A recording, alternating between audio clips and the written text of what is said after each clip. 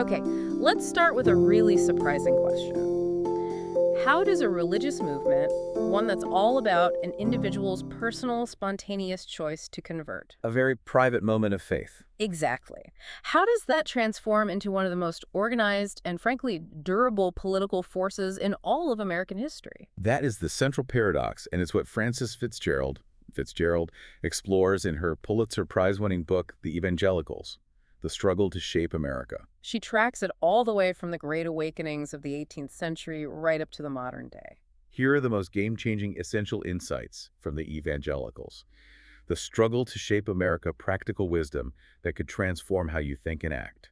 FitzGerald kicks things off by pointing out this common idea that evangelicalism is the most American religion. Right, because its focus on personal experience and individualism seems to fit so perfectly with democratic ideals. But then you have to ask, if individualism is so central, where did all the hierarchy and restrictions come from? And that's the twist. The author shows how that very same theological framework, the one based on strict biblical authority, was also used to uphold patriarchy, hierarchy, and even racial exclusion. So the same source text can lead to opposite conclusions. It's a key lesson in how the application of Scripture gets shaped by power and context. But here's a simple way to apply this. Use this critical lens to recognize when a religious framework is used to justify restrictions, rather than universal rights. The book also makes it incredibly clear that a huge defining split in the movement was over race. A massive one. Going back to the 19th century, the fight over slavery literally broke denominations apart into northern and southern camps. And they never really came back together. No, and it wasn't just a political disagreement. Southern evangelicals, as FitzGerald documents, built entire theological arguments to justify pro-slavery views. And later, segregation. Exactly. The book connects that historical defense of injustice directly to some of the political alignments that persist today. Watch the full episode to discover the complete framework for identifying theological justifications designed to maintain political power. Now, here's a controversial claim from the book. Everything you thought about the culture war might actually be traced back to conflicts over science. It's a fascinating argument. Yeah. FitzGerald shows how challenges like Darwinian evolution and what was then called higher biblical criticism. The academic study of the Bible, right? Questioning who wrote what and when. Precisely.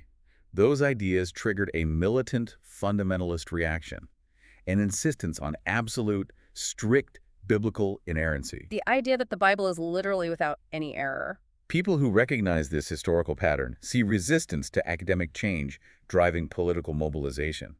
But here's the simple way to identify the key fault lines. So that created the foundation. How did it become a political engine? Well, FitzGerald points to the mid-20th century.